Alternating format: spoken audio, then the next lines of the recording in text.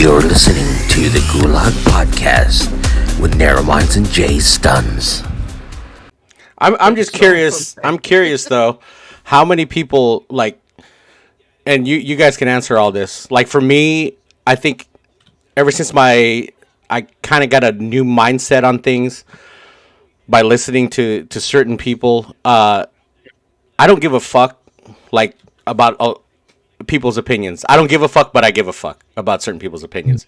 I don't give a fuck about the people's opinions that are out there just to roast you and because it screws with your minds. People have these things, and it happens to everybody.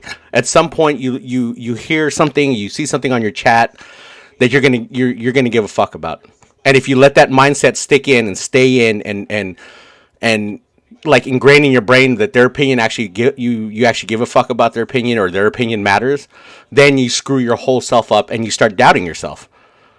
So my thing is now is I could give a fuck about your opinion, right? Unless you're in my shoes every day, unless you're doing the things that I'm doing and having to go through the work that I'm going through to do these things and to be here and to do whatever it is that I'm doing, then I don't know, because you know what? I want to give you a big announcement, boys and girls. A lot of you are losing a lot more on your own than trying to give me opinions and suggestions about what I'm doing. And that's the reason why I say I don't give a fuck. Because most people that give those opinions are fucking losing a lot on their own. Yeah. And if you want to objectify streamers like that, go to websites that actually do it, like Plexstorm, where you can literally donate money to people to do whatever, take off their clothes, sexual acts, whatever you wanted to do. There's a Jay Stuns and Corbulus site on there too, on plexstorm.com. You're welcome. Yeah, no, don't you even. That is an unofficial site, by the way. That is 100% unofficial. I do not approve. I'm just saying I'm not. However, Corbulus is on there with a peanut butter jar. If you really have that much of a hard-on to objectify people to do or visualize them doing things, go there. You can literally give them $5 and they'll probably do whatever the hell you want. But when it comes to Twitch, where it's mainly about either just chatting or video games or anything like that, just because you like the way somebody looks or whatever, that's desperation, and you should be ashamed of yourself if you're that fucking desperate. I'm sorry. Especially if you're looking at Corbulus. See what I look like underneath clothes? Just go watch Free Willy. Can you call my lawyer again? He's doing it again. All right, thanks. And the big difference is that, like, at those types of websites, the people who are participating know that they're participating. They choose to participate in it. It's a totally different thing when you're taking something from someone, you're taking their image and utilizing it without their consent, without, them wanting to be a part of it. And 100%. Like Sweet Tea didn't even know about it, and she was on that site. I literally tried to get in touch with her before she started her stream. I was like, Sweets, we need to talk. And there was supposedly a name floating around that was supposedly involved with the website. And it was in her chat. So I was like, listen, it's in your chat. I'm banning it now. She's okay, done. But there was so many people on that website without their knowledge. And out of all the people I contacted, some people had learned about it on Twitter, but most of them had no clue whatsoever. There's a new site called the beardedstreamers.com. As my friend, I'm not going to let that sit. I'm not going to sit there and allow you to be taken advantage of in that type of way. So I'm going to let you know about it. And from then on, some of them were like, when they started their stream, like, this stream is for Twitch only, and I do not allow access to any other websites to rebroadcast my shit. Give them a little warning. So if they ever want to, they can, if they find whoever owns that site, you get sued, my friend. But, I mean, but that's sick fucking people out there. But at the same time, we got to understand that's part of this. That's part because this is an entertainment. This is an entertainment business. It's part of it. You're gonna get the good. You're gonna get the bad. The moment any of us screw up, we're gonna be on live stream fails for sure. And I'd rather be on live stream fails than being objectified by random people without my knowledge. Well, I think Jay, I did it. You don't enjoy it, but Corb, he loves that objectification. Wait. Whoa. Wow, back his bandwagon. Especially when he's wearing the peanut butter outfit. Core objectifies his peanut butter half the time. Mm-hmm, he does. Skippy Peanut Butter. Give him a sponsorship. Depending on the day, creamy or chunky. That's right. Ew. Oh. And it also depends on the mood. There's number 2. Ew.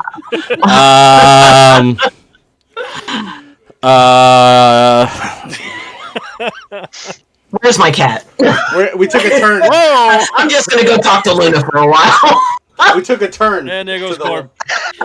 He's gonna go get something else to put on. Does anybody else find it funny that with Corb he has just like this big green circle in the back of his chair? Yeah. Kind of like it's like a float in like the Thanksgiving Day parade. Yeah. It's like just the background of the chair that he sits on the float. I love it. Well, what's great is when he has to go to the bathroom, his background disappears, and then there's a refrigerator. Right? That's the only thing you see is a refrigerator behind him, and I'm like, good, because it's easy access when he wants something. And apparently, I'm gonna have to assume because the way he goes like far back, that's his bathroom, like directly And it's behind funny, him. see, like right now he got away. He jokingly got up to walk away, right? But the times when he's like playing, he gets so into it that he forgets he has to go to the bathroom, and then finally realizes it right before he pisses himself. He's like, "Shit, I gotta go."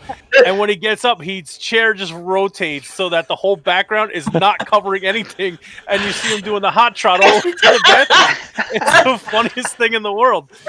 Dude, remember the day he scared the shit out of himself on Phasma, and he damn near pissed his pants and had to put the be right back screen. But now, wait a minute. You said something a while ago. Oh, yeah, okay. You said went to the something bathroom, didn't you, about my talk about the old man bladder, but you said Yeah, your refrigerator is an refrigerator easy reach. it's right there. But wait a minute now. Hold on. He's got a mini fridge on his desk, dude. Here you go. See? The mini fridge. And it's actually 2 cans of Coke. What's the name of the brand? It's got pop in it. What's the name of the brand? What's the name of the Frigid Air. Can you call Frigidaire and get him a sponsorship too? Thanks. And I've got my Keurig sitting right there too, so hey, I don't have to go nowhere. Look at all you need is a box. All you need is a box of Depends, and you'll never have to move.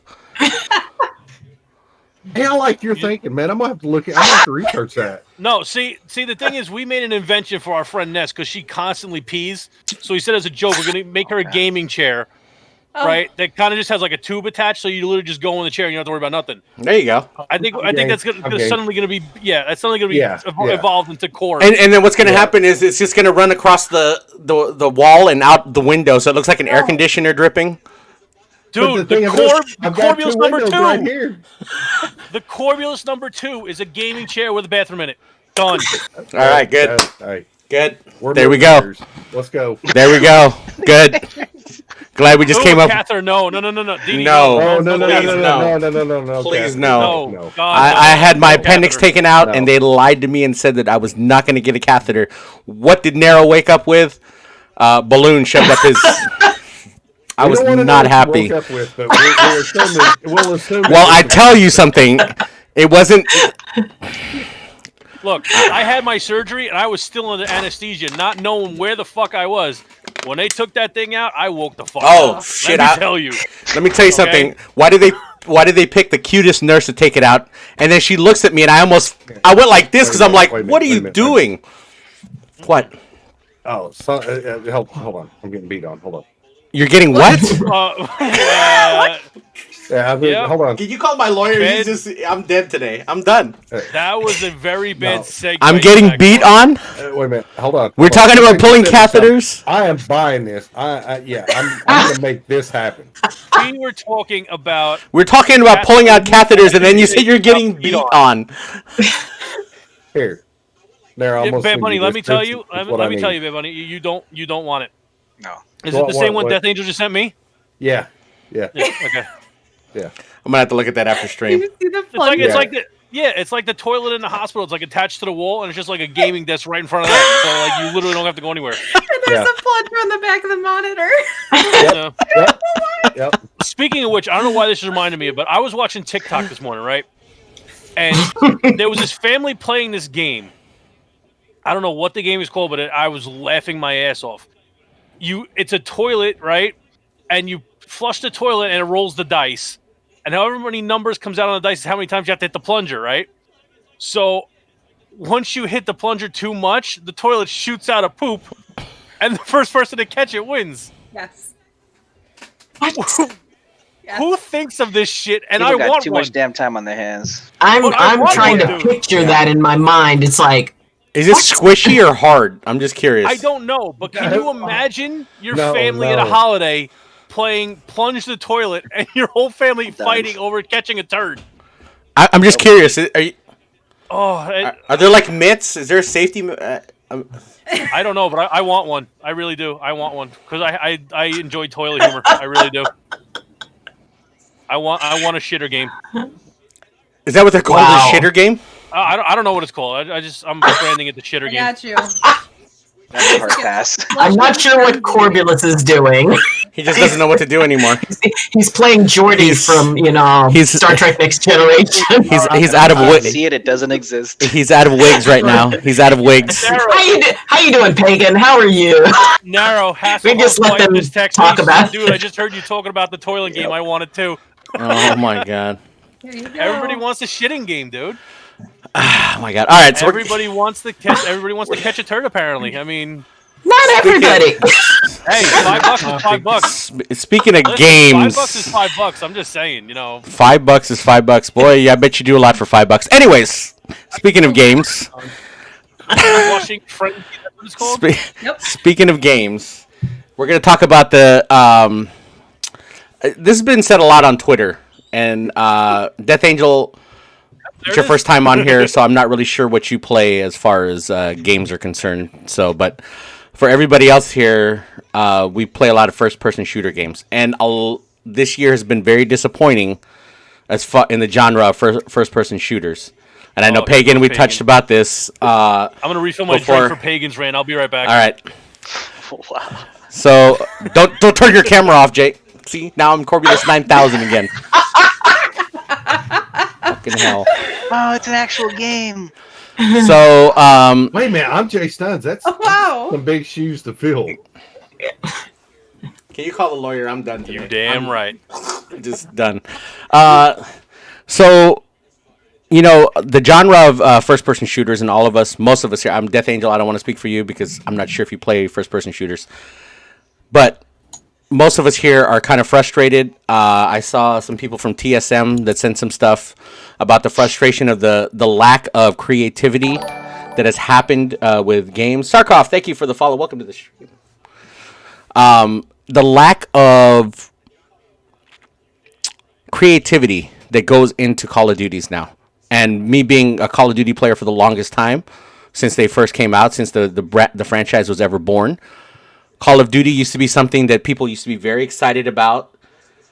People, yeah, I know they're wrong because Jay had to go. I don't know what he's doing. He's refilling his Jack Daniels and Coke or something. I don't know what he's doing. But right now I'm Corbulus 9000, so we'll take it.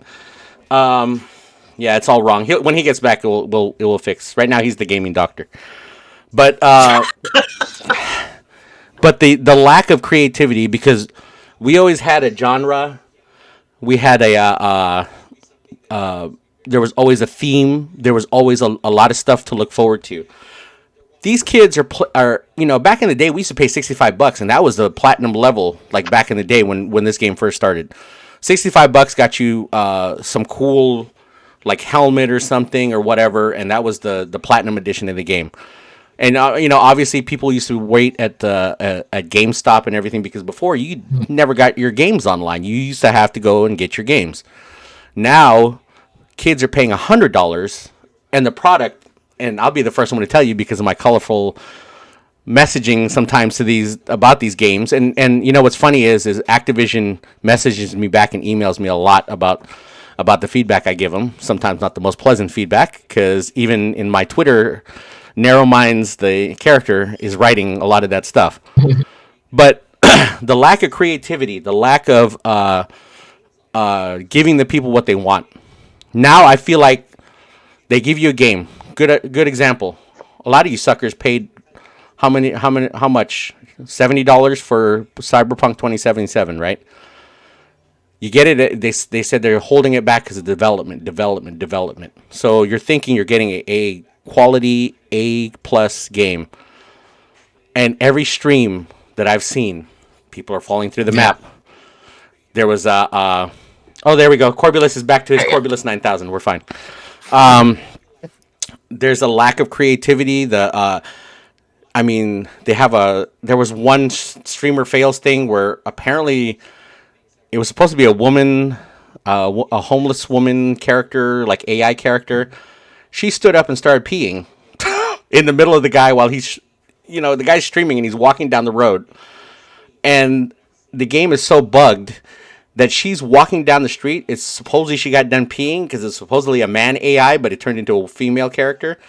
She was walking down the street, and you see the stream of pee coming out in front of this person, and they're still continuing to walk. And then the woman turns around because I guess they have like a sensor thing, so when an actual player comes near one of the AIs, it turns around and starts talking to him. So I turned around and started talking to him, and guess what's flowing in front? So that's the thing.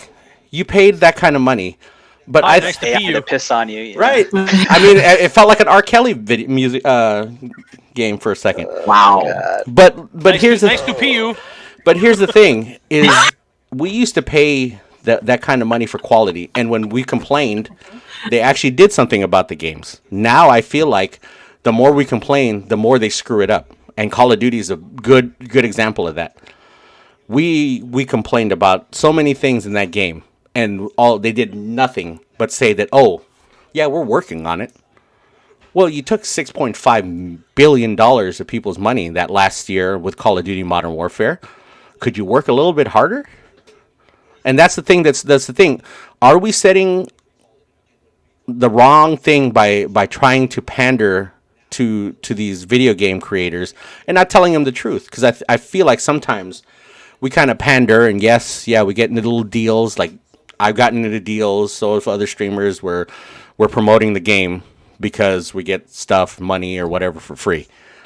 But at the end of the day, should we be pandering like that to these game developers and making their game out to be something that it's not? Or should we be telling the truth? Like me, I as much as I don't want to tell some of how I really feel, which is hard with my character, I tell you the truth. And I tell you the truth that if it's garbage, it's garbage. If it's playing like shit right now, it's playing like shit. Do you guys feel that we pander too much to these game developers because we have the potential of making money and the potential of our sponsorships and deals, that we kind of forget about the fact that there should be a quality product put out here for the people to play? I kind of wish the game developers would tell us to go fuck ourselves sometimes, honestly. Why is that? Like Sea of Thieves. I love the way Sea of Thieves is. Some people have issues with it, whatever. But Summit would always go on and be like, listen, this is why nobody plays your effing game. You got to change this. Take this part of the map away. Blah, blah, blah. Take this. Do this. Do that. I'm like, dude, I get it. You're a big-time streamer, but shut up. But when you complain yourself, I do, but at the same time, I don't want them to change it.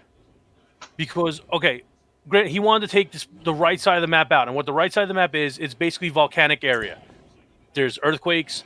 There's volcanoes that erupt and shoot rocks at you.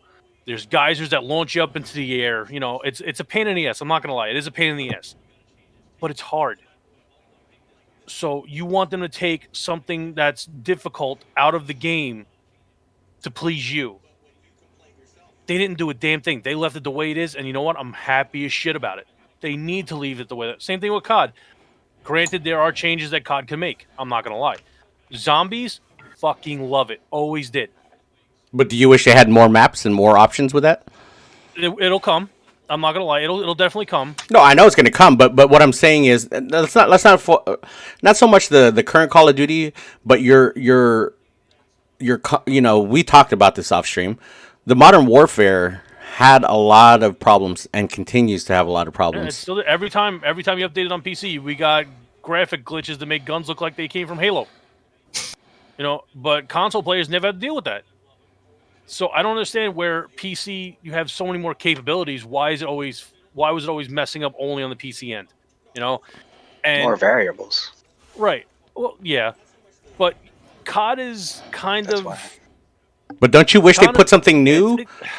That's something fresh, something that you're wanting to play, versus like the same thing with Apex. Apex, we haven't done anything new except put a new map together. And I'm going to be the first to tell you because I was an Apex player.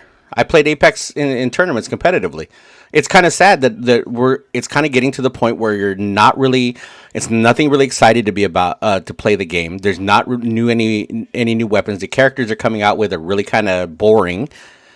Should they pay more attention to the people that play the game? Not only us as streamers, but I'm talking about the people that watch us because we're playing the games that we're playing, and take the feedback and go, you know what? Maybe we're doing this wrong. There's only so much they can do, dude, because it's COD. It's a first-person shooter. You know, they came out with the BR when what was it, Blackout? It was called Blackout in Black Ops 4, right? It was Blackout? Yeah. Yeah, in Black Ops 4. Okay. You have Blackout. Issues when it came to Blackout. You know, everybody hated it, this and that. So they came out with Warzone. And they fixed it. Warzone was awesome. Okay, cool. But then the little problems started coming in with the visual glitches to where if you die and you go to Gulag, you got to face somebody, you can't even see out of the sights in front of you, so it's an automatic loss. It ruins your gaming experience. Now they're bringing it into Cold War. Are we anticipating the same issues? But bottom line is, it's still a BR. There's really not much they could do with it. But I'm talking about whether it's a BR or not, right? Do you think that they should come out with something that's like, you know, you guys, everybody has ideas, right?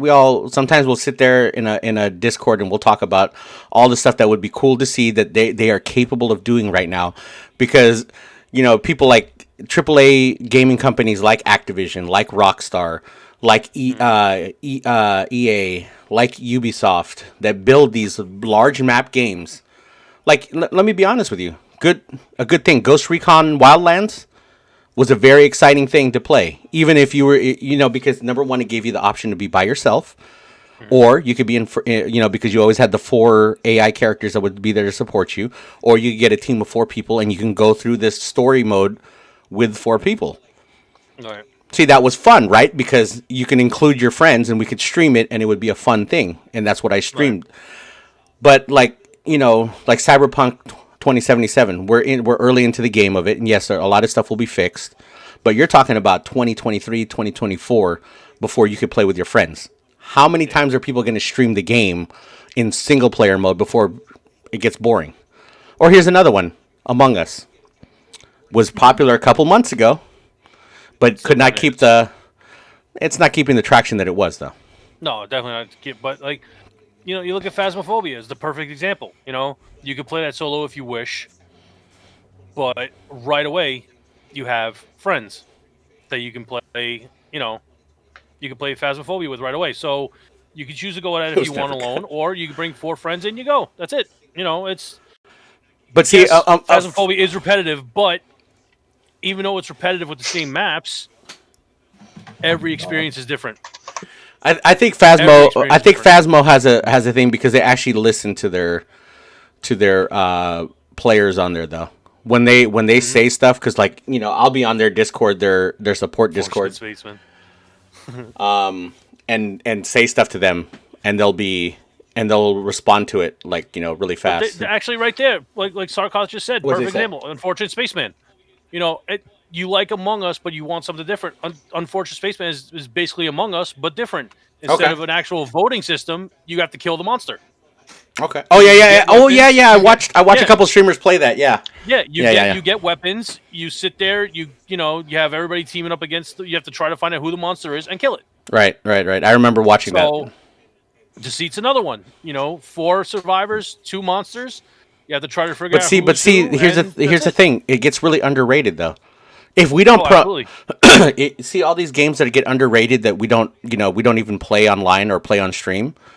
Mm-hmm. That's part of the thing too. Is how fair what kind of justice are we doing here on stream? And I'm guilty of it.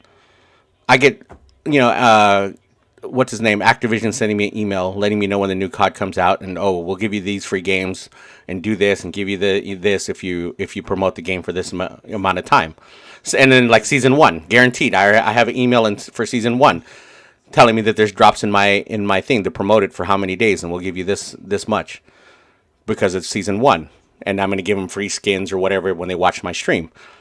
Right. But see, these smaller gaming developers, they don't get the fair chance with us because of that fact. So, like, is it fair? Should we start taking the smaller deals too with like Yes. games like that? Yep. I mean, 100%. you and Sweet Tea. You look at Phasmophobia, right? You look at Phasmophobia for what it is. It's a ghost hunting game. Okay. It's not put out by a major studio. It's put out by one guy. Mhm. You know, one guy did all the work on Phasmophobia, and it is an amazing. Detail is phenomenal. Yes, Pagan hates it. It's walking simulator, whatever, but it's still a ton of fun for everybody but him because he's a special type of person. You know, but like you look at the comparison. Could you call the between Among Us- NAACP and tell them we didn't mean that? Okay, thank you. What? Okay, but you look at Among Us versus Unfortunate Spacemen, right?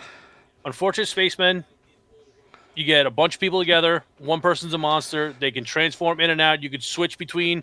If we're playing right, and my guy's name is Pizza, and Death Angel is Pink, right? And Narrow's the monster. He kills Death Angel. He can actually eat her body and transform into Pink. So, you know, Wow. and Yep. you know, Death Angel can't talk to let people know that she's dead. So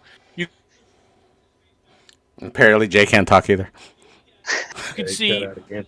you can see Pink running around the map.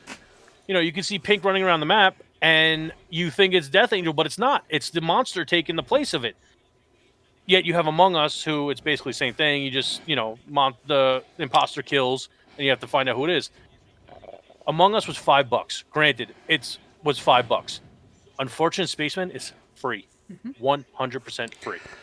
So I really don't think you can compare all those games to COD, though. You know, COD has what 100 million player base. No. But every year. here's the thing: you know is, what I mean? Like you have to consider how large that game really is. They can't put every little comment in there because there's 100 million comments.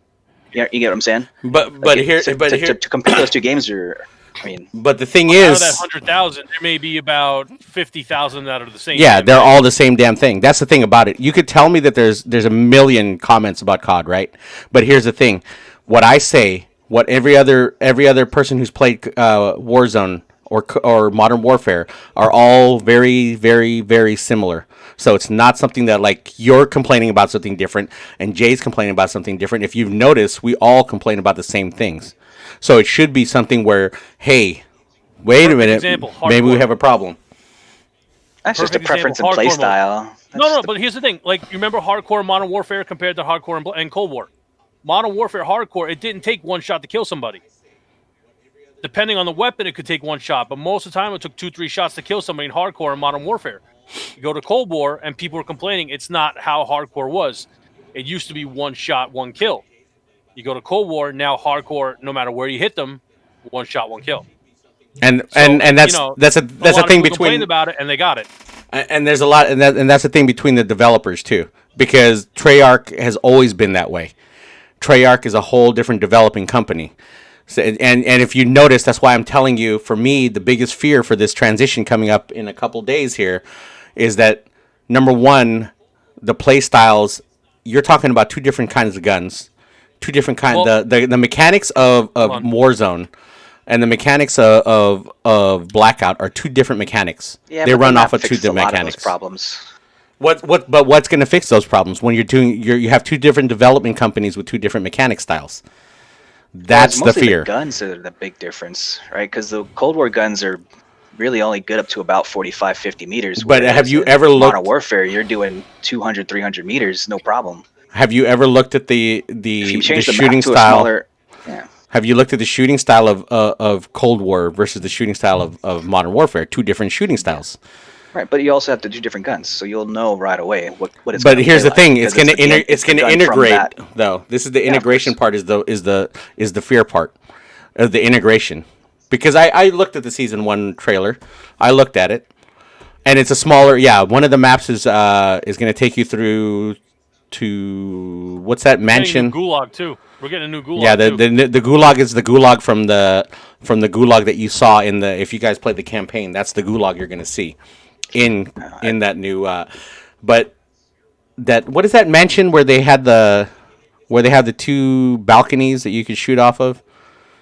Talking about raid. The map Yes, raid? yes. Yeah. That's integrated in Warzone. And that map is going to be a totally different map. But the thing is but the most important thing is not the fact of who is it. It doesn't matter if it's Activision or it's one of the games that Sarkov is talking about a smaller thing. Are we pandering to the bigger studio developers and not pandering enough to these smaller developers? And are we missing out on the opportunity for ourselves? We tell the truth to game developers every time we spend $1, right? I mean, if 100 million people didn't buy it, they wouldn't make 4 different CODs out right now, right? 100 million people bought it. But see, here's the difference. As much product as possible because we're buying it. Here's the difference. You're buying it because of the brand. It's a good brand marketing. You're not buying it because that much. Yeah. Yeah. They know they got those dollars. You're buying because of the brand. That's the bottom line. Versus when we go to Phasmophobia or we go to these smaller games that are out right now, they don't have a brand. So should we be flipping ourselves into pandering to the smaller community, the smaller gaming developers as well? Because we can pander and we can get the money from Activision. They're willing to pull up, give the dollars out for that. Especially now season 1 coming out. Oh yeah, they're going to be advertising all over our streams because we're COD players. That's the thing. But should we be also giving someone gave Phasmophobia the fair handshake, and now it's one of the games that's most played on Twitch. Are we missing out on opportunities as streamers to not give these people a chance and make those popular advancements? We could do COD all day. Everybody plays COD. There's a bunch of losers that cheat that are streamers. Proved that the other night. That play COD. So are we shooting ourselves in the foot right now? And anybody can answer this. Are we shooting ourselves in the foot by not taking these smaller games seriously and start streaming them just a little bit more? I definitely think so. But at the same time, some of these smaller games are the games that we might not like, or not just us, the people that are watching us are not liking. So then you go back to this whole, well, how do I get more people to come watch? How do I get more people to come and even people that I have in my community that are part of my community, they've been watching me and they come for me and they're like, girl, I don't like that game you're playing, so I'm not going to watch you today. So that kind of, the problem is that we do pander to the bigger companies because that's what people want to see. And that's what it is. And it sucks. It's the marketing dollars at work. Well, and also, and like, Death Angel saying there, we'll be playing a game. Somebody will say, well, I'm not going to come back and watch you because you're playing this game. Well, then it kind of gets in our mindset, I've got to play this specific game because you're pleasing them. Sometimes it doesn't please you, right? And, and it goes back into, when you're streaming that game and if you're not having fun or whatever, obviously people are going to see it. Mm-hmm. So, it's one of those situations where, I always say you're damned if you do and damned if you don't, because do you, like we're talking about, do we cater to the big companies or do we cater to the little companies? At some point, to me personally, I think we've got to find that common ground somewhere. Yeah, and it's like what you've been streaming WoW lately, and like the past 2 days you've been playing Gold Rush. Yep. So you have the hardcore people that come there to watch you play WoW, but once they see you playing Gold Rush, they may not be interested in watching, right? Your stream because you're playing Gold Rush, which is like, oh, I'm gonna sit there and watch them dig fucking dirt and find gold nuggets. I don't want to watch. I thought when he first started playing that, I thought he was playing Farming Simulator. I didn't know he was playing Gold Rush. I was like, hey, Corb's playing Farming Simulator? Corb did play Farming Sim. I did play Farm Sim. Okay. Yeah. No, because like I said, some people enjoy certain things. But at the end of the day, are we here to appease to everybody? Or are there some days where you just get on stream and say, fuck it, I'm going to play what I want to play? And if you're there, great. If you're not, we'll see you back on the Call of Duty stream. Because, I'd say both. I'd say both without a doubt. Because there are games that I want to play on stream, but at the same time, I know people won't want to watch it. And I kind of value the people talking to me while I'm streaming. So I need to choose whether I'm going to worry about playing something I want to play or having people to talk to. And luckily, even when I stream the games that I want to, I still have the select few that come in to talk, and it kind of works. We got to get Doc on a Call of Duty stream. That's what we need. That's what we need. Yes, I'll be the one just screaming and firing randomly into the trees. No, wait a minute. No, Doc, you won't be like him. You'll be like me the other night. And I was playing with Jay, and who else was it? Was you, Pagan?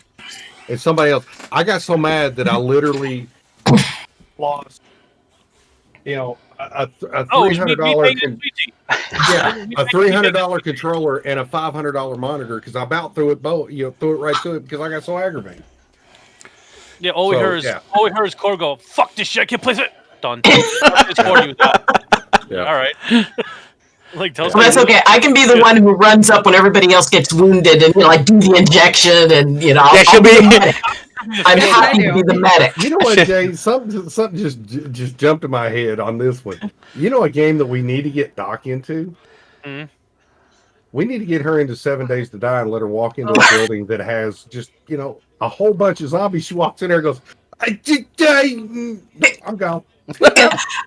Well, I have to explain. I'm actually phobic about zombies. I watched Night of the Living Dead when I was way too young, and I actually have 26 zombie apocalypse plans.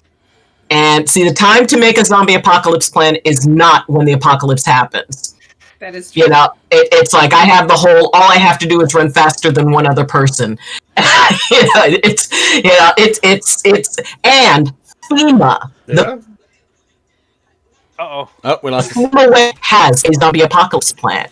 So if FEMA has it, it's happening. But yeah, I do get very nervous around zombies.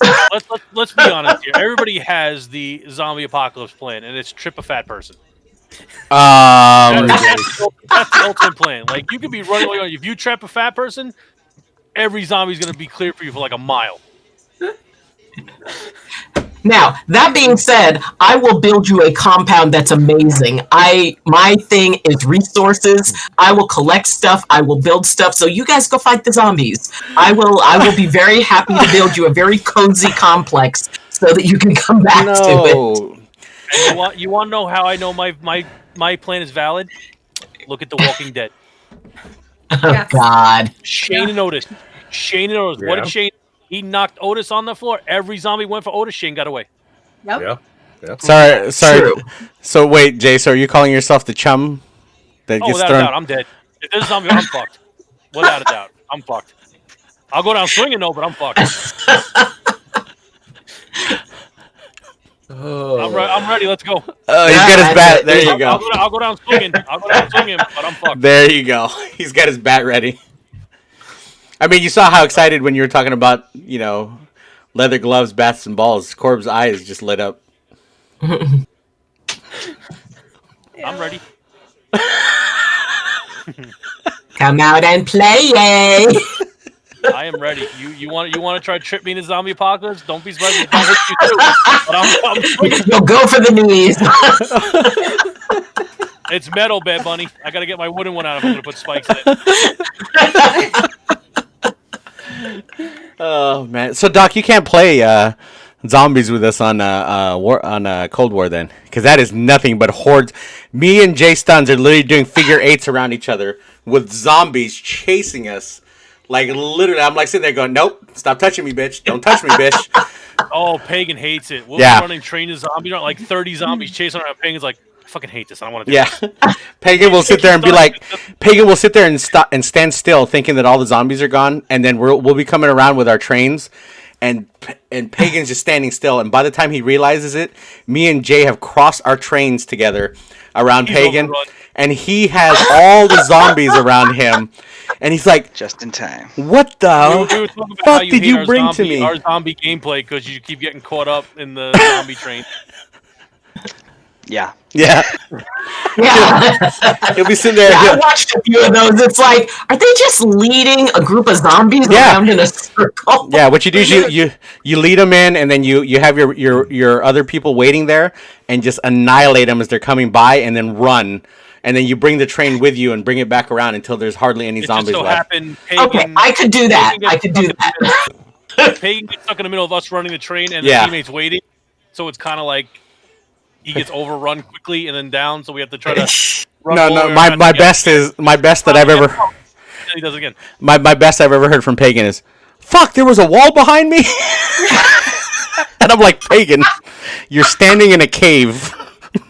Yes, there's a wall behind you. In my defense, I maybe have 2 hours on zombies total played. Okay. I don't know if I'm happy even that there's walls. Pagan goes, I love playing zombies. I just hate the training aspect of it. Like, that's what zombies is, though. Yeah. Like when you're around 40 and you have hundreds of zombies running behind you, it's not you just turn around, shoot them. You gotta like work a whole train around so you get your team in position and you just start annihilating. But yeah, he always gets caught in it. He gets caught in the middle. That was the best. I was running through the cave, and Pagan's all, "What do you want me to do?" And I'm all, "Run!" And he goes, "Fuck! There's a wall behind me." I'm like, "Oh, you're dead. You're dead because there's 50 zombies following me through this cave, and you're here." Yep. Every time. Oh my god. But I mean, I think we have I don't know. I think us as streamers, we have a responsibility to kind of balance ourselves out because like I said, we gave Phasmophobia a chance, and it worked out pretty well. And now I'm the Corbulus 9000, and Jay is now Death Angel. She'll be right back. She needs to use the restroom. You're now Jay Stunts. You're welcome. You're Paganopolis. Yeah, you're Paganopolis. You're Pagnus. Yeah, you're Paganopolis now. Yeah, and Pagan's on Narrowminds. Coming into the stream will go, wow, I never thought that he looked like a sexy Rosa Parks. Well, it depends. If Pagan made you a few drinks, he might. Yeah. Wow. Okay. We probably make some strong drinks, brother. That's all I'm saying. Hey, Pagan, now you have my title, so go ahead. Talk like me. Go ahead. Go ahead. That's another hard pass. Talk like the character Narrowminds. Go for it. I don't think Pagan could be that vulgar if he tried, honestly. Hey, no. As Doc says, mine is not vulgar. It's creative. What do you call it, Doc? Creative vulgarity. Well, he said something. I had to go, that was vivid. Yeah, vivid and very colorful, I believe were the... I get descriptive. I don't know. The character, when I get in the character... And as a doctor, I can honestly say most of the stuff you say is not anatomically possible. But right. It is still a vivid image. Right. It's very colorful, right? Yeah, I'm trying to picture. It's like, how would that be done? No, I don't think so. Dude, you can't put that there. Because over there doing the geometry of it all. I know. I'm actually trying to break it down. Well, though, at this particular angle, that might be possible. I get colorful. I don't like when I the angle of the angle. Never mind. Moving on. I mean, for me, it's like when I'm in the character Narrowminds, I don't know what it is, but like when you do stand-up comedy, you kind of have to have that like fast thinking. I'll sit there and I'll see something or something will remind me of something, and I'll just start saying it on stream, and I'm just like, wow, that was really in the back of my mind. Not to break character. I'm like, God damn. When you come out with he pees on his balls. When you said that, Peyton died. I laughed so hard I almost peed a little. I was cracking up because it took me a second. I was thinking about it, I'm like, oh my God, that's hilarious. Oh yeah, because I sit there and I'll pause and I'll describe it too. Because I'll be sitting there, I'll be like, yeah, I get it, right? I know. You go stand in front of the toilet, right? And every time you stand there, you're like wondering why it's dripping on the floor, and it's because your dick's so small, you just pee on your balls. And I know the minute I said that, Pagan muted his mic because he was laughing so goddamn hard. Because I'm sitting there being descriptive too. I'm being real serious. I'm like, I get it, right? And I'm in my character. I'm like, you sit there, you stand in front of the toilet, and you're wondering why it's dripping all over the floor, and it's because your dick can't get past your balls. It's just not possible. And as soon as I said that in character, Pagan just died. He was done. I don't think he even won his Gulag after that because he was laughing so hard. That's what. But see, one thing I want to know, Narrow. You talk about stand-up comedy, right? Uh-huh.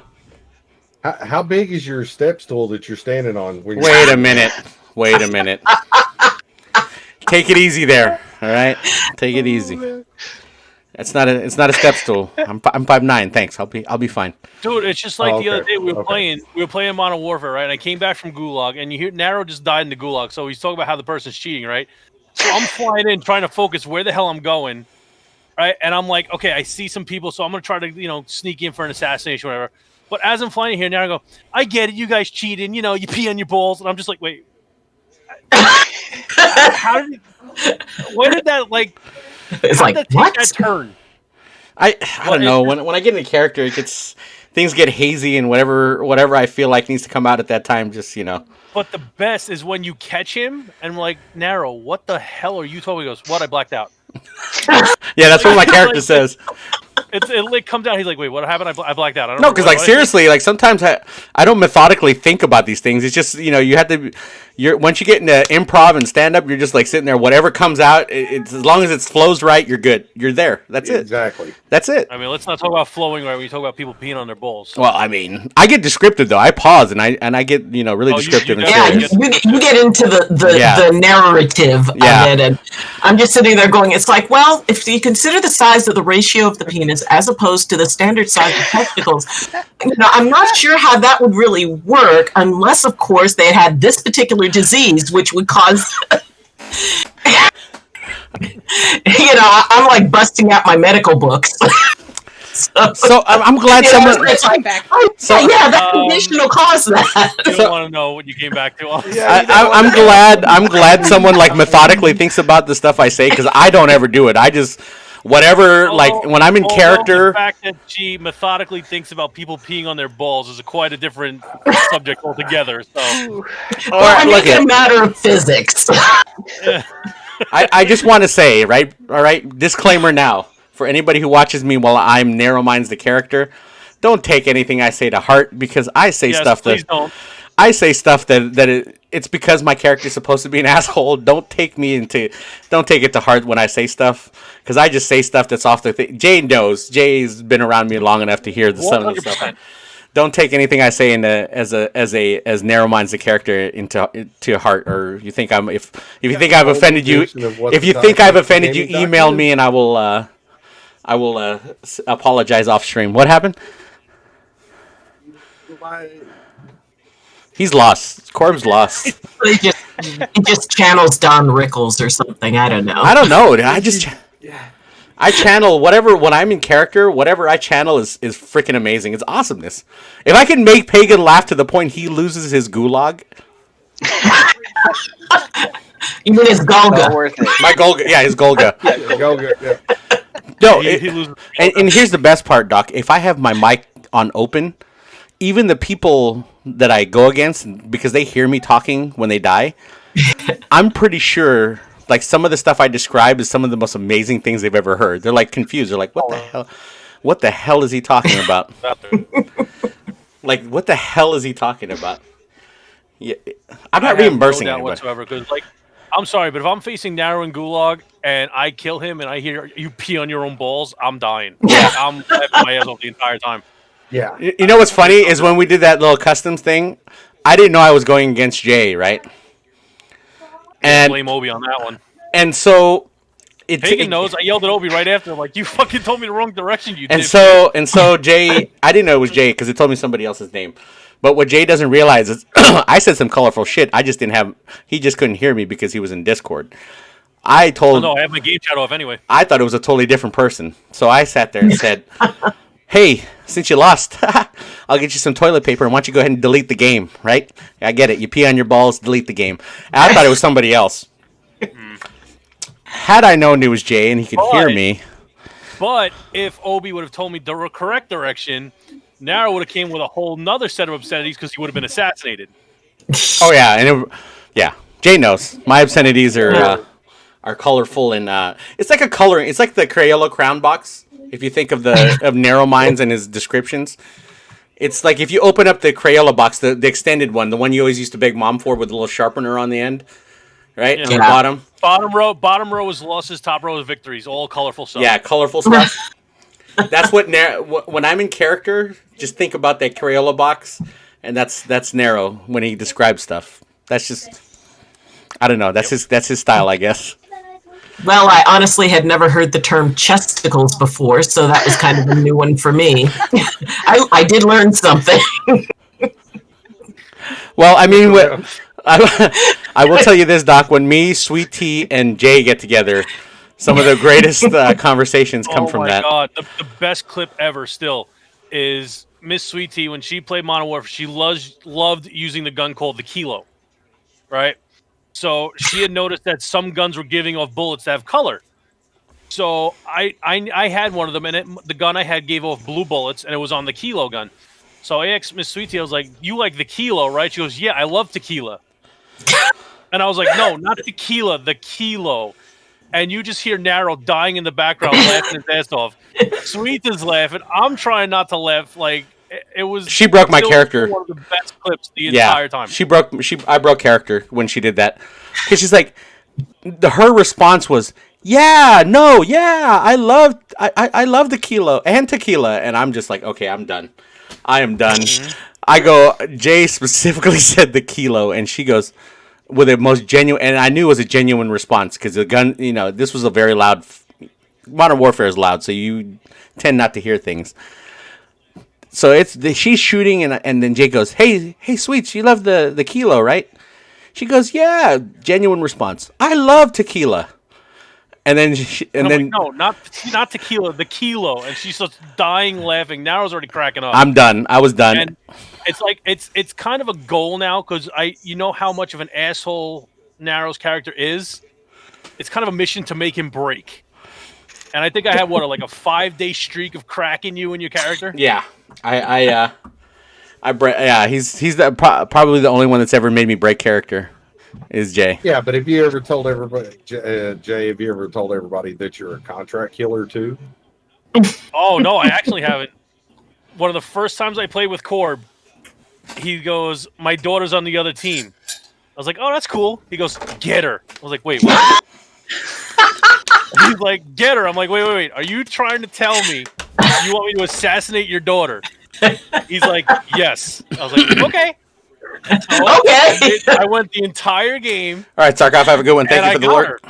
Right? So I assassinated his daughter. His daughter comes running out of the room. And what'd she say to you, Corb? Something about somebody's assassinated her twice. And I'm like, oh, really? Okay. She's like, what do you mean, okay? So then the next game, the daughter joins our lobby.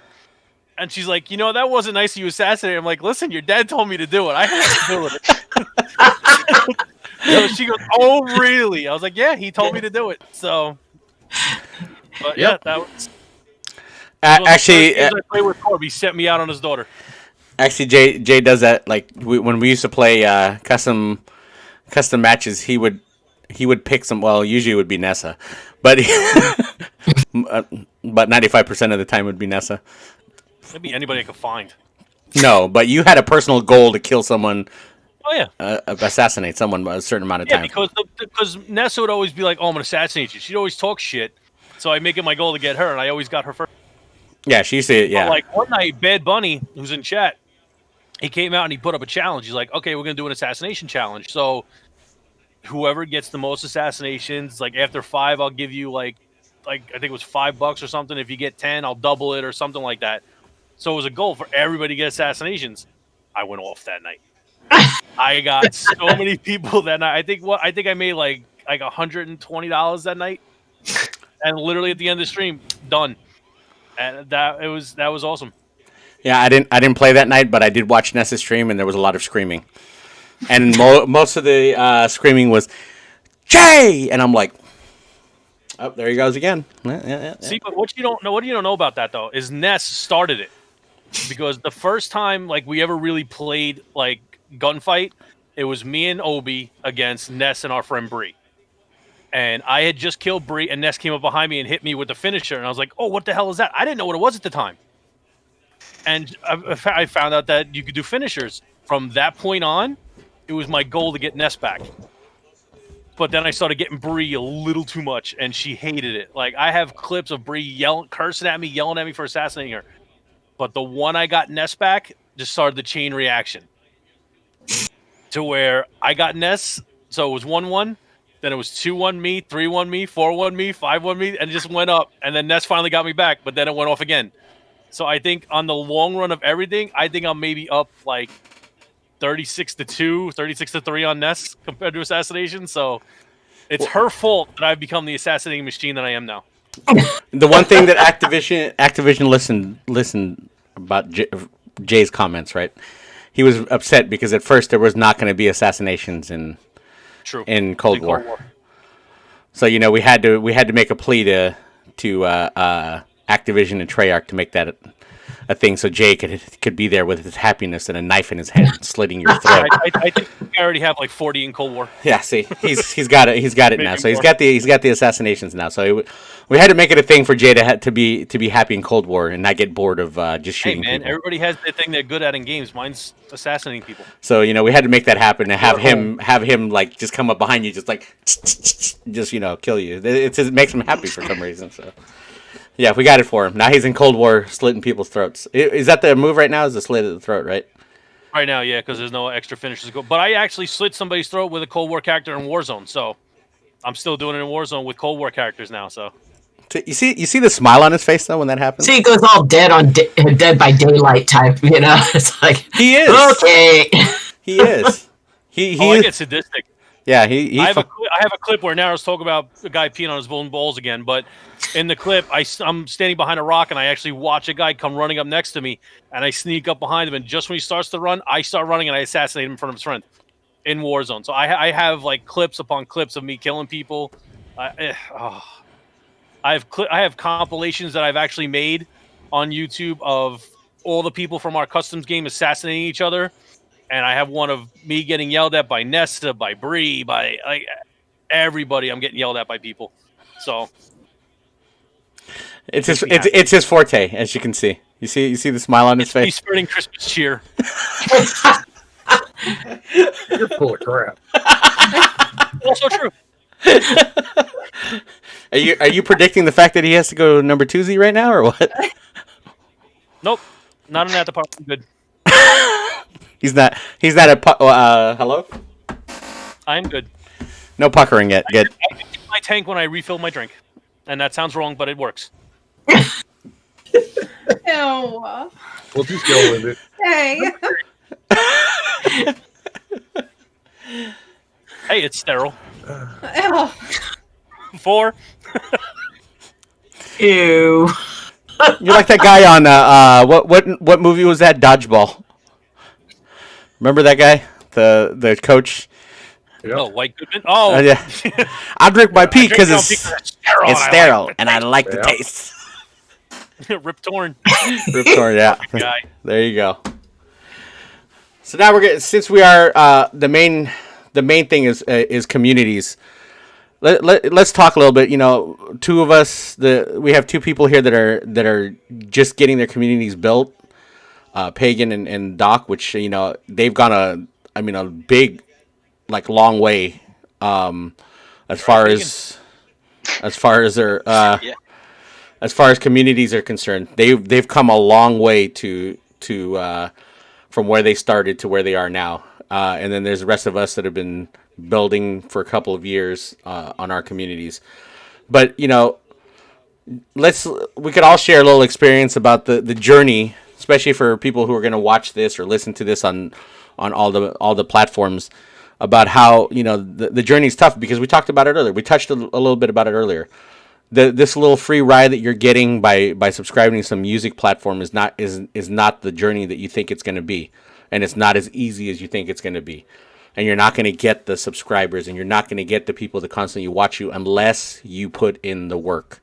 And we've all put in the work, whether it's only been for a couple of months or it's been years that we're putting in the work, and still continue to put the work every day. So I just want everybody to give everybody a chance to just share their experiences about the realities of it and how tough this game is. This is entrepreneurship in one of its purest forms right here. because you're building something from absolutely nothing. You're building something from a dream you had, from an idea you had, from something that you love to do, and you're trying to build it into something that can grow. And you know, especially, and here's the thing, and this is the reason I point this out now. In this time and day, with the fact that restaurants are being closed, the people are losing their jobs, people cannot get enough income.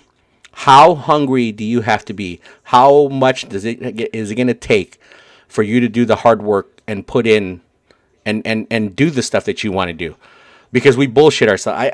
And I 100% believe this. We bullshit ourselves into thinking that this 9-to-5 job is going to be forever. A lot of us, 85% of the people in the world believe that there's going to be a forever for everything, and it's not the case.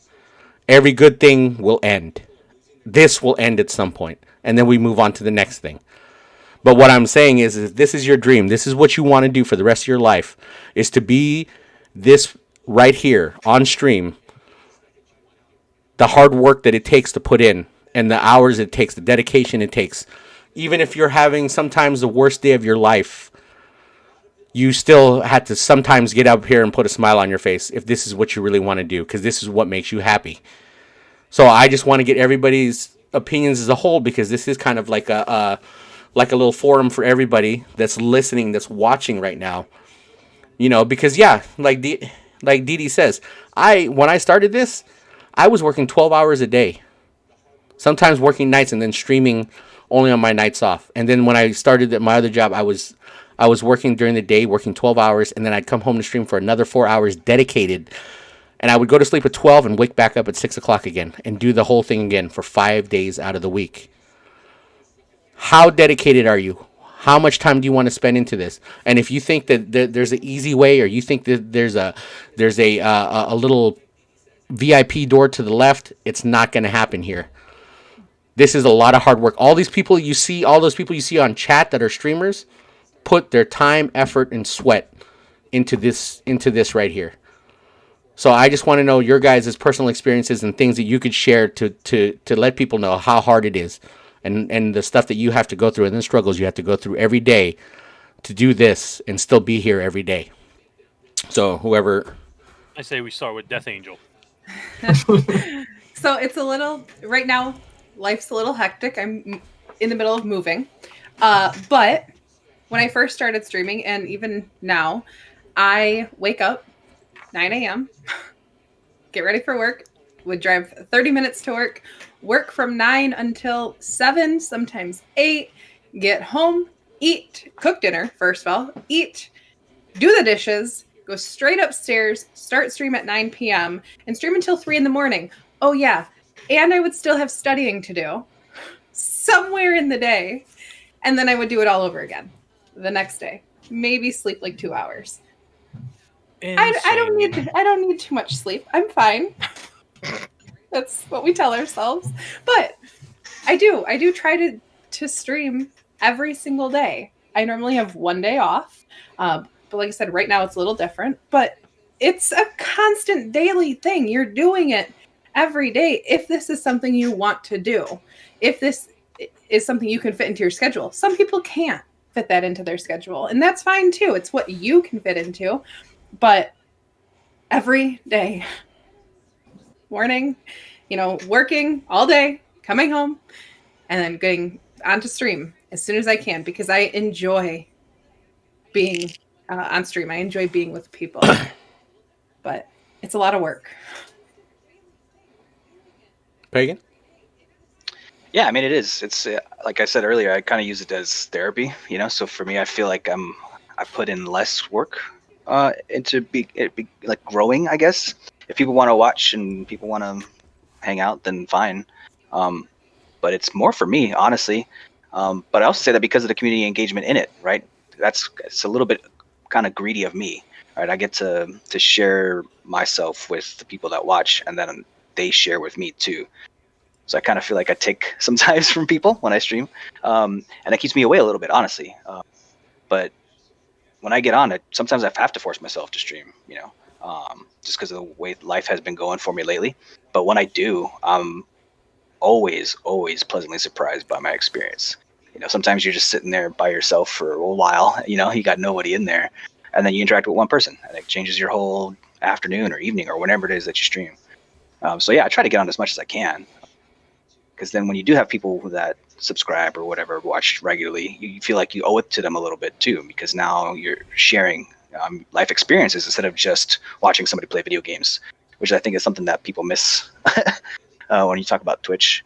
But most of my friends, I was a bartender, bar manager. I have a consulting business that works with bars and restaurants. All of my friends now are completely out of work, and they're looking at, well, what do we do? And I feel like I kind of became like a Twitch ambassador to bartenders, because I think we take so naturally to it, because we're used to being, we call it camera ready. Actually, at the bars that I manage, you got to be camera ready. When you're back behind the bar, you're the entertainment for the customer. So I think we're already kind of used to it. So to me, it wasn't that much of a stretch for me to be streaming on the regular. And I'm telling all my bartender friends, it's like, just get on there, share your experiences, let people know about what they're doing to your industry nationwide, really. And how that affects your life. How now you have to change things and pivot and use your personality to create content to potentially make money on Twitch. So yeah, I think 2020 has forced everybody to kind of branch out a little bit more.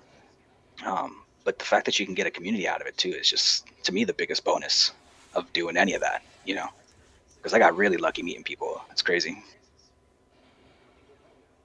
Anyway, sorry, I don't want to start rambling, but 9,000. What do you got? Throw me into it, but like when I first got started, it was more of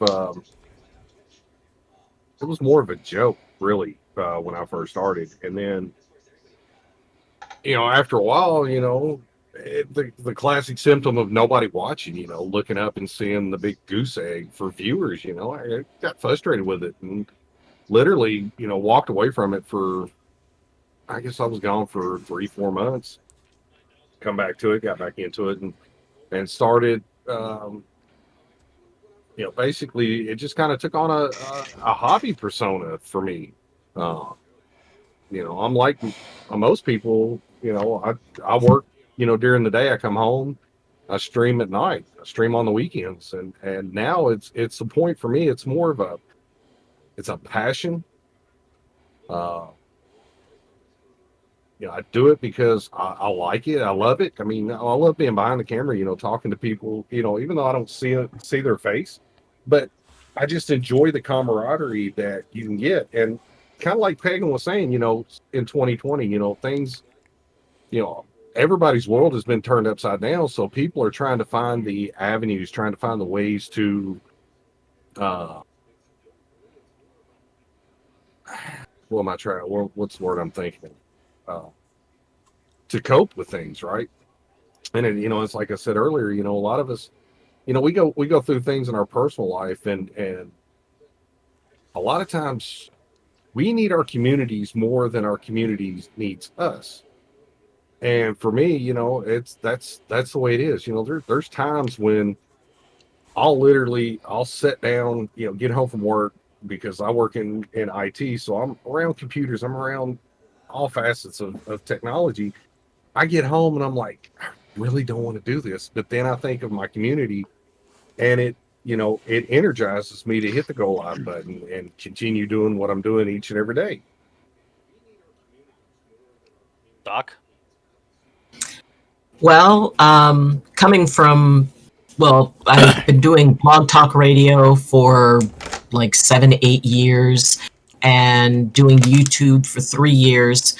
It is sort of, I'm used to kind of talking into the void.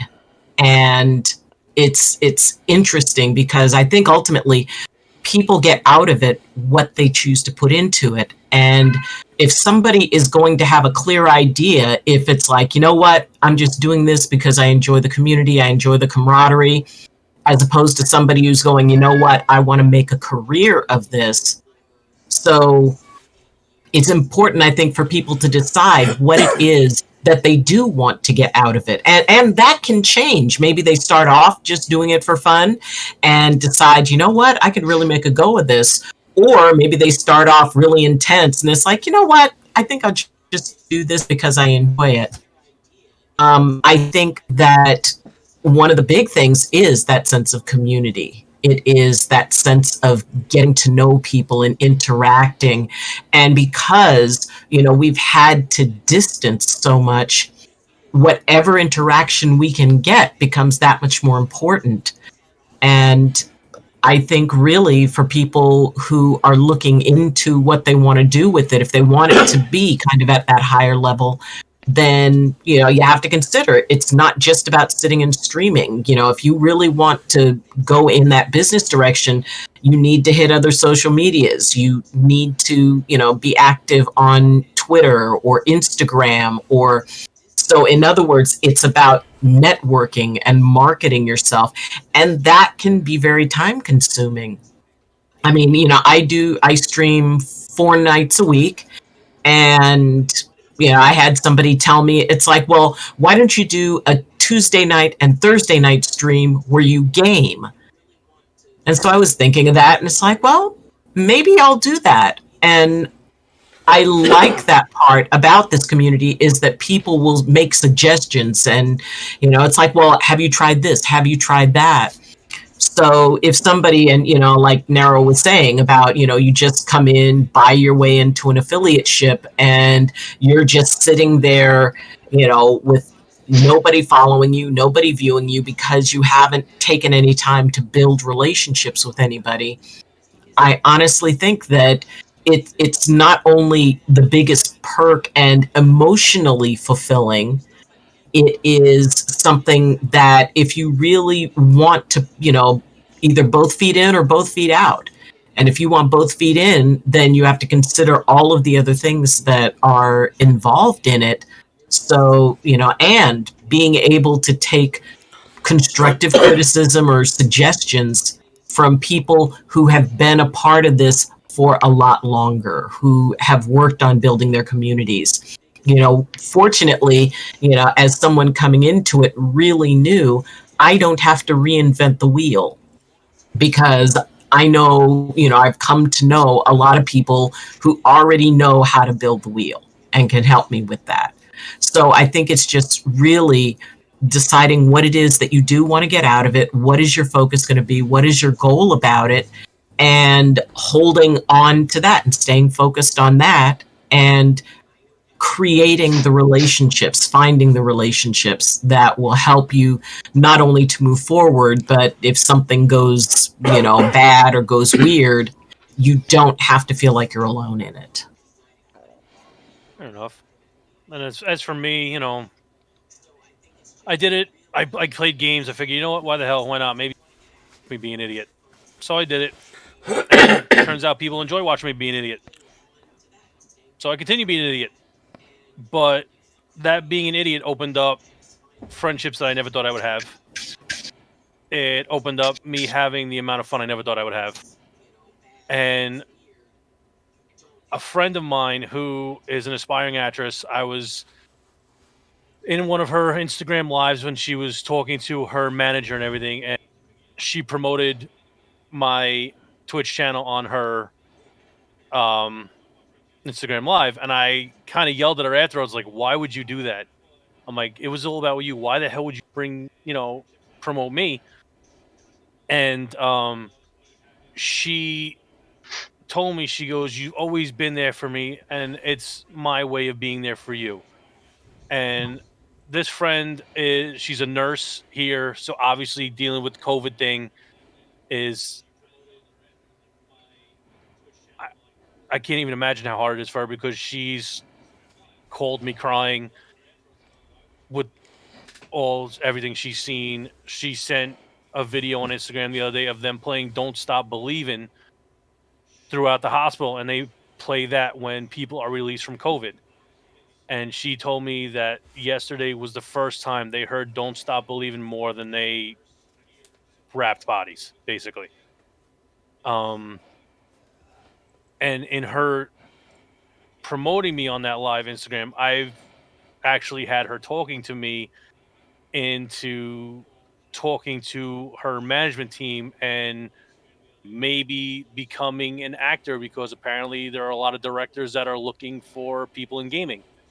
So I don't know where that's going to go. I don't even know if I'm going to follow through with it, but if she would have mentioned this to me before I started doing Twitch, would I have done it? Absolutely not. Is there a little more comfort that I'm on a camera talking to people in a certain way? Yeah. So who knows? Maybe something will come of it. Maybe it won't. I won't know until I decide to make a move on it. But whether I'm streaming or not, the community I have, I'm always supporting them. I'm in their streams. I'm modding their streams. I'm DMing them if they tell me they're having a bad day or if they're having trouble with something. I'm throwing DMs their way. I'm always reaching out to make sure people are okay, and that in turn keeps me okay. I may not stream as much as I did, but I'm working on changing that too. So I'm going to be coming back somewhat full force.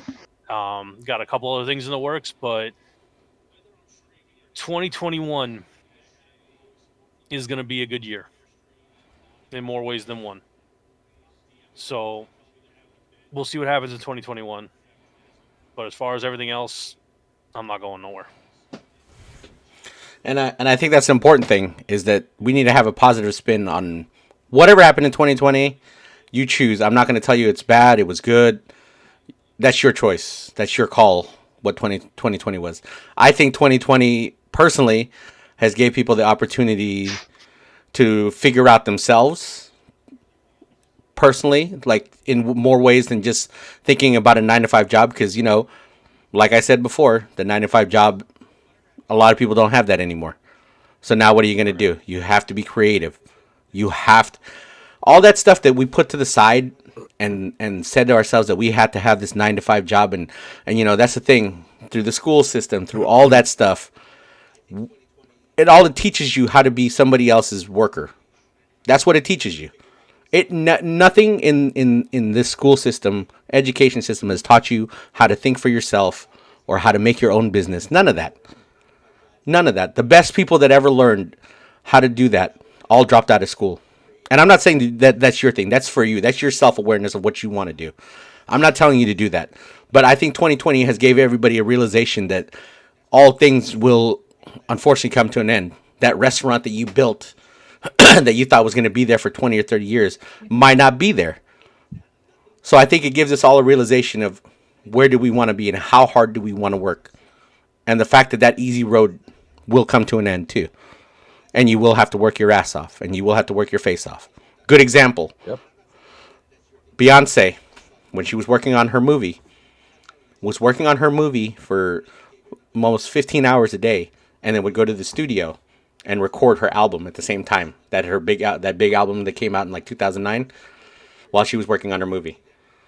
Imagine. That is 25 hours. Almost, right? We only have 24 hours in a day. And she did that for the whole time she was shooting. She forgot to eat. But that's because she was so passionate about what the hell she was doing. Huh? I could afford some of that. But the lesson learned is the fact that she was so passionate about what she was doing that all that other stuff that you know we think about every day, the small stuff, right? Did I eat? Did I go to sleep? She was so passionate in what she was doing that she decided, I'm gonna go do this. That's the kind of hunger. That's the kind of mentality you're gonna have to be here, or to do anything that you want to do. I'm not saying that streaming is what you want to do, but whatever the hell you want to do in life, you gotta have 100% passion. And no matter if you're having the worst day of your life, you gotta put that smile on your face and go and do whatever it is that you're passionate to do. Because now more than ever, you're gonna have to learn that. There aren't a bunch of ads up saying that people are hiring. It's just not the case. You're not going to get a job like you used to be able to get a job back in 2018, 2017 when there was an abundance of jobs. I mean, hell, the biggest tech companies here in California are moving out and going to Texas because they realized how silly it is, the amount of money. And that's something I'm looking at as a business. The hell am I doing here in California? So the thing is we got to understand that nothing is ever permanent. Everything is temporary. But if we go do the stuff that you love, no matter if you're making $5 an hour, as long as you're internally happy, go do it. As long as you're comfortable enough to live and to do what it is you need to do, you don't have to have the cool cars and shit. The people that that post all that shit on Instagram, you're a bunch of posers that lease cars and lease condos to make yourself look that rich. I mean, like, I hate to say it, but how many times did you get on your knees for that Rolex? Okay? Because all that shit is bullshit. Same thing with your money, because when you're going 6 feet under, I don't remember them putting a U-Haul with you and burying you with a U-Haul with all your shit in it. It gets stuck up over here. And it gets sold to other people, and it gets reused wherever it's going. So all that bullshit that you have in mentality in your head, you think that the $1 million or whatever it is that you're gonna get as a streamer, or you're gonna get as the next Amazon or whatever. If you think that's the most important thing in your life, you're fucking sorely mistaken about life. You're not. While. What the hell was that? What? The fuck was that? Does it say Trial or child? something? Or Yeah. child? Does someone have a Phasmophobia! No! Somebody doing a spirit box? someone doing a spirit box right now? What happened? Sound like a child. It says it's a child. You have is your spirit box on in your house, Jay? I've got smudge. I do have smudge. Okay, good. Let's get the smudge in here. I'll bring the thermometer. So on that note, I think. And now I'll go get in the truck. Should we do final thoughts? Yeah. Let's do final thoughts. Death Angel, anything final you want to add? No, not really. No, to be a streamer, it's a lot of work. To build up an amazing community, it's a lot of work. But it's also the best thing ever. Kind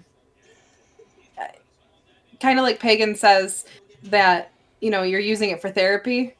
Yeah, I think a lot of us use streaming for therapy to an extent, but I think a lot of people that come to watch streams use it for therapy as well. I think it's very, I don't know, it's good. That's about it. Pagan? I think I pretty much said everything I needed to say. I've just always been blown away by the fact that there's this many awesome people online. I think you always kind of get an idea in your head when you're playing games by yourself online that gets really toxic, so that everybody's like that. And it's just great, especially like I think it was Doc was saying it during 2020 when we were so isolated, to just expose yourself to all kinds of different people, all kinds of different experiences, however we can. And right now it's digitally. So it's one of the only good things I've done all year. to be totally frank, is one of the positive things that came out of this whole thing, with all that personal tragedy that's been going on. But yeah, it isn't always take, like Death Angel was saying. People share the experience. You're not just giving them one. So I don't know. That's what I've loved about it, and just want to make sure that was said. That it's awesome to meet some cool people, while you're also kind of helping yourself too, Let's get the 9,000. I would say probably the biggest thing that I would have, for the people that are out there that are wondering, should I stream? That's the biggest question you're always going to ask yourself. Even when you do get involved in streaming, you're still going to be asking yourself that. But the biggest thing I would say is stay true to yourself. Don't try to be something that you're not. Because a lot of times, it's like people will, they always say they can see through the BS. So if you're trying to be somebody you're not, they're going to see that and they won't want to come back. But if you're being yourself, it's going to help you tremendously by doing that. And it's like everybody, we've touched on it time and time again. This is not something that just happens overnight. Put in the ground, put your feet on the ground, bust your butt every day, sitting, if you've got a camera, turn your camera on. If you don't, just keep doing what you're doing, but make it enjoyable and try to build those one-on-one relationships with your viewers. And another thing that none of us have really touched on is, networking. Get out there and network with other streamers. Find areas to to promote yourself. Obviously don't go into somebody's stream, and go, hey, I'm a streamer, because that'll get you banned real quick. Every stream, So I'm not saying do that, but get out there and talk with other streamers. Kind of, it's like I say a lot of times, I want to get out there to meet other streamers and let them know, let them find out on their own that I'm a streamer, which, is an organic feeling. It's something that's organic. It's not, something that's given or anything like that. It's something organic. And so I think, if you do the small stuff, your community is going to see it. Your community is going to grow because all it takes is that one spark of, a Jay Stuns or a Nero or a Death Angel or Paganopolis or the Gaming Doc, somebody to come in and say, hi, how are you? And you see it and you start talking to them. And that little spark right there is what is going to build your community, because you'll start seeing that once you've talked to one person, well, somebody else is going to come in and they're going to start talking. And now on the flip side of that, even when you first start streaming, there's nobody going to be there. It's a given. We've all been there. We've seen it. Some of us even still see it today. Always try to have a conversation with yourself when there's nobody there, because when you're doing that and somebody comes in, that could cause that spark to happen. So that would be the biggest things that I could give anybody. Doc? Well, the main thing is just that, I've had a chance to really see a lot of amazing streamers with lots of different styles coming from all different, walks of life. And if there's somebody who's sitting back saying, oh, I couldn't do what they do. They're so polished, they're so witty, and, wow, they crack the jokes. I can't do that. You're comparing yourself to somebody who has already been doing it, who at one point had their first stream, at one point had, it's like, comparing your script to Star Wars as opposed to comparing it to the very first script that George Lucas ever did. So don't compare and say, I can't do it because they're better. And I know that every single streamer would probably say, don't do that. The world already has, a me. They already have, a J. They already have, Narrow. But they don't have that. And each person is the only them in all of the universe, which makes them special. It makes them sacred. It makes them needed. So you don't have to be someone else in order to be able to step up and fulfill yourself, because just each person being themselves is special enough. And the best way to learn is not to compare yourself to somebody. It is to, decide what about them is something you want to emulate. You don't follow the person you admire. Go find the people they admire and embrace that. And what fits with you is great. And what doesn't fit with you, discard. But be true to yourself. Realize that you don't have to do this. You get to. So just stay in that mindset. I get to do this. Mr. Stuns. I'm kind of touch with what Doc was saying. When it comes to streaming, don't worry about being just like, being like Narrow Minds, being like me, being like Death Angel, being like Tim the Tatman, being like Ninja. Be yourself. Instead of being like someone, be the only you. However you want to do your thing, whatever rules you want to make, however you want to run your stuff, you do it. Don't let anybody tell you you're right or you're wrong, because bottom line is, it's your show. That's basically what we are. We're a show. We come on. We basically replace a TV show you watch, whether it's for a half hour, 6 hours, whatever. We're basically taking the place of a TV show for you. So in terms of watching cartoons, you're watching us. you know, and just be yourself is the best advice I can give anybody when it comes to streaming. And as far as, yes, 2020 is almost over. Obviously, when January 1st hits, it's not all of a sudden going to vanish. Everything that happened, not everything's going to vanish. We're still going to be dealing with stuff. But all in all, I think 2021 is going to be a better year for us all. And with this airing today, I'm pretty sure this will be our last broadcast before Christmas. It is. So to everybody out there watching, I hope you and your families have a very Merry Christmas. And we should be back before New Year's, but if not, I hope you all have a Happy New Year. Just don't let 2020 leave a sour taste in your mouth as hard as it's going to be because of what's been going on. 2021, the beginning is going to be rough, but we'll come out of it. We'll survive. We've survived worse. We'll survive that too. So just keep being who you are. Love your family. Love your friends, because you never know. You're not going to be able to do it. Be yourself and have a happy holidays. There you go. As I always say at the end of the broadcast, you got one life. You got one opportunity here. Go do your shit that you love. Don't let anybody stop you. Don't let anybody tell you can't do something, because that's total horseshit. You can do anything that, if somebody has ever done it before you, you can do it.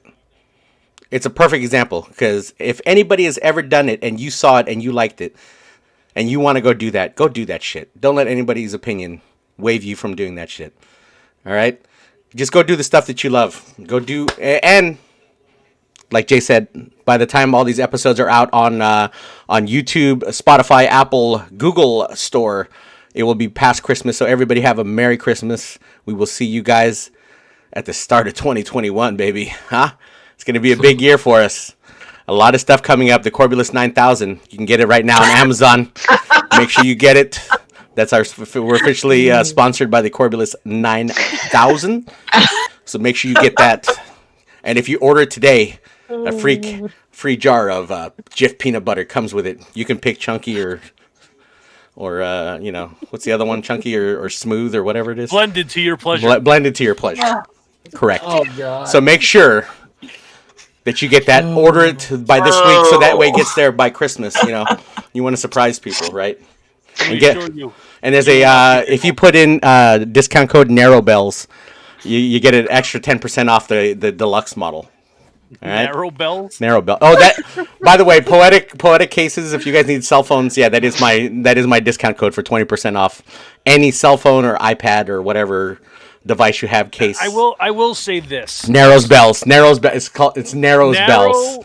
Narrow did a thing last year where he had a couple of streamers lip sync to a Christmas song.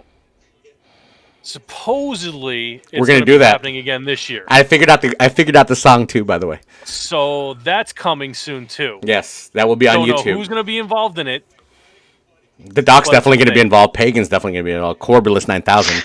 I think everybody here is gonna be involved. We're gonna get everybody here involved in it. Yeah. Yep. So it's gonna be a lot of editing.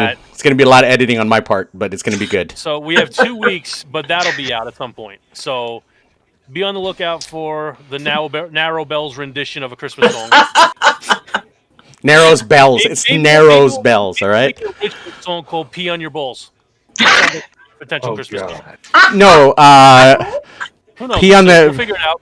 Is it Yule... What is it? Yule Balls? Yule Balls? What do they call those? Jingle Balls? Jingle Bells? Whatever. Why do you always put everything into R. Kelly rendition? Whatever. Doesn't matter. R. Kelly rendition.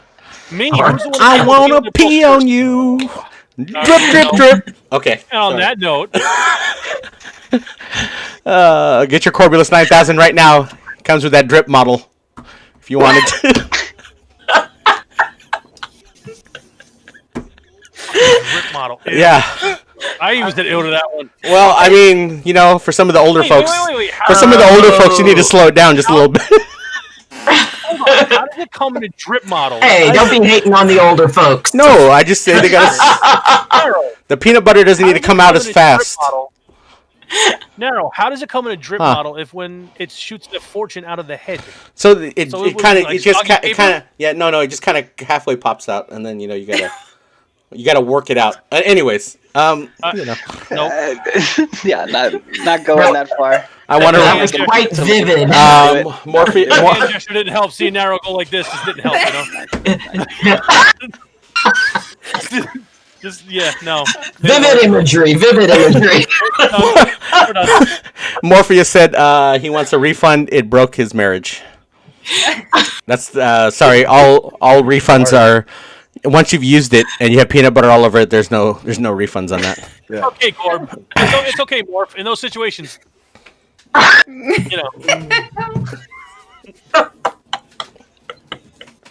Yeah. No. Yeah. Wait, what? Okay. All right, we've lost it. All right, everybody. Let's wrap up. We have derailed this show. Everybody, have a great holiday. In all seriousness, have a Merry Christmas. Have a Happy New Year if you don't see us before the New Year's. And we'll be back. And like I said, if you missed any part of today's episode, you can go on YouTube, Spotify, Apple, iTunes, Google Store, and you can listen to this. There's a whole and you can go on websites. There's on my link tree has every place you can listen to this podcast that will be out starting next week. The first half, this will be in 2 parts. First half of this podcast will be out next week on all those platforms. But if you're here right now listening, well, you've heard all the fun and joy in person live. Everybody have a great rest of your holiday. We will see everybody on the next podcast. Have a good night, everybody. We will see you all later. Deuces. See ya.